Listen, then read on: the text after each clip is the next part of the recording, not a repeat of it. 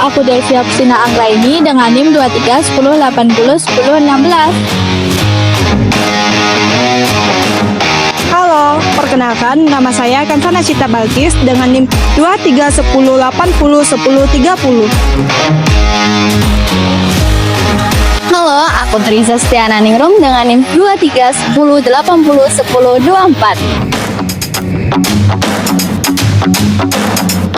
Halo, saya Elvia dengan NIM 23 10 80 10 09. Halo, nama aku Luciana Ayu Fajarwati dengan NIM 231080 1002.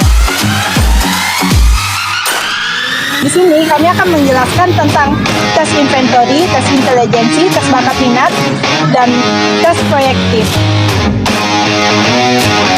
Di sini saya akan menjelaskan tentang tes intelijensi dan tes inventory. Tes intelijensi atau sering disebut juga dengan tes kecerdasan. Tes intelijensi ini merupakan alat tes yang digunakan untuk mengukur kemampuan seseorang individu dalam akademis, kemampuan dalam kecerdasan, kemampuan mental, serta mengukur tingkat kecerdasan seseorang atau sering disebut juga dengan tes IQ. Kemudian ada tes inventory atau sering disebut juga dengan tes non-proyektif.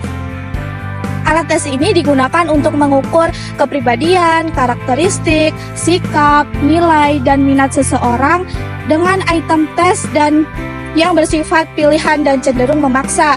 Tes inventory sendiri berbentuk pertanyaan-pertanyaan dan peserta tes harus menjawab pertanyaan-pertanyaan yang mengarah pada skala tersebut. Media tes inventory sendiri yaitu berupa paper dan pensil. Kemudian ada yang namanya tes proyektif. Tes proyektif adalah tes psikologi yang dilakukan untuk menemukan kepribadian seseorang melalui input acak. Tes kepribadian ini dianggap suatu bentuk alat uji acak dan tidak berstruktur seperti gambar atau teks untuk memahami suatu individu. Kemudian ada yang dinamakan tes minat. Tes minat yaitu tes yang mengungkapkan reaksi seseorang untuk mengetahui minat dan kesukaannya seseorang melalui reaksinya. Nah, sedangkan tes bakat tersebut adalah tes yang dirancang untuk mengukur kemampuan potensial seseorang dalam bidang tertentu. Kelebihan dan juga kelemahan dari tes inventory. Nah, dari kelebihan itu pada tes ini tuh lebih ekonomis karena biayanya terbilang lebih cukup murah. Nah, kemudian sederhana baik penampilan maupun pengerjaannya. Jadi pada tes ini tuh mudah dilaksanakan. Nah, kemudian mampu menghasilkan data yang lebih objektif atau data yang lebih akurat. Nah, kemudian ini juga mudah pada proses scoring hasil. Nah, kemudian di sini ada kelemahan dari tes inventory yang dimana kelemahannya yaitu itemnya itu ambigu. Jadi pertanyaan yang ada di dalam pertanyaan tersebut itu tuh tidak jelas. Nah, kemudian yang kedua itu kesukaran semantik. Jadi dimana makna-makna dari pertanyaan ini tuh kayak susah dipahami, itu juga penafsirannya berbeda. Nah, terus kemudian sikap kooperatif dari si subjek karena dia itu menutup diri, tidak mau ditanya-tanya, tidak mau membuka dirinya. Nah, kemudian ada akuisence yang dimana artinya itu bila item yang lebih mengarah kepada jawaban-jawaban tertentu. Maka dari itu, untuk mengurangi kelemahan pada tes inventory ini, si tester ini perlu lebih dalam lagi untuk memahami tes tersebut sebelum nantinya akan diberikan oleh si penerima tes. Kelebihan dan kekurangan dari tes intelijensi. Jadi di sini itu dapat memprediksi prestasi belajar dalam jangka pendek, kayak misalkan melihat seberapa baik orang itu melakukan tes atau ujian. Nah, kemudian memberikan suatu cara untuk mengetahui kekuatan dan kelemahan pada individu, untuk mengetahui potensi pada individu. Nah, kemudian mengungkapkan variabel penting pada kepribadian.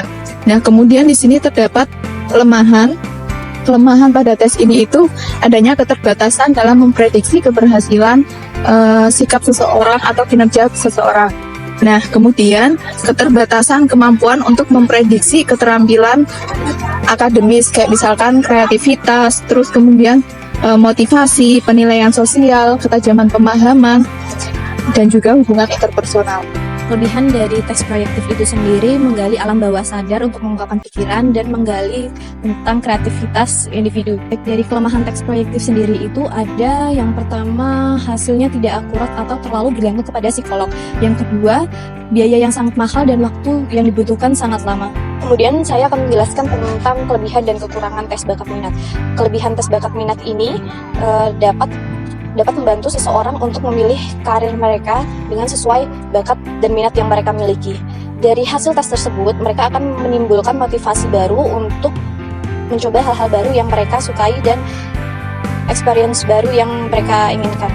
Kekurangan dari tes bakat minat ini, mereka terlalu terpressure atau terlalu mengikuti hasil tes yang sudah ditentukan oleh psikolog. Di sini saya akan menjelaskan beberapa contoh dan macam dari setiap jenis tes yang akan saya sebutkan. Nah, yang pertama itu ada namanya tes inventory. Apa saja sih tes inventory itu? Nah, tes inventory itu ada inventory kepribadian dan inventory minat karir. Di dalam tes inventory kepribadian itu ada namanya tes Myers-Briggs Types Indicator atau MBTI. Yang kedua, ada namanya Big Five Personality. Setelah itu ada namanya tes inventory minat karir, yang mana di dalamnya itu ada Hallen's Occupational Depth atau RIASEC, dan satunya lagi ada namanya Strong Interest Inventory. Yang kedua, ada namanya tes intelijensi. Di dalam tes intelijensi itu ada tes IQ dan tes kognitif. Tes IQ itu di dalamnya ada Wescal Adult Intelligence Scale. Yang kedua, ada Stanford Binet Intelligence Scales. Nah, di dalam itu ada tes kognitif namanya. Di dalam tes kognitif itu ada Revens Progressive Matrix, ada juga Kettle Culture Fair Intelligence Test. Nah, yang ketiga, ada namanya tes proyektif. Di dalam tes proyektif itu ada tes gambar dan tes cerita. Tes gambar ada namanya tes prospect atau Inbroad dan Draw a Person Test. Nah, yang di dalam tes cerita itu ada namanya Thematic Perception Test dan Sentence Completion Test. Macam tes bakat sendiri yaitu Differential Aptitude Test dan General Aptitude Test (BACE). Kemudian macam tes minat sendiri yaitu Career Assessment Inventory dan Self-Direct Search.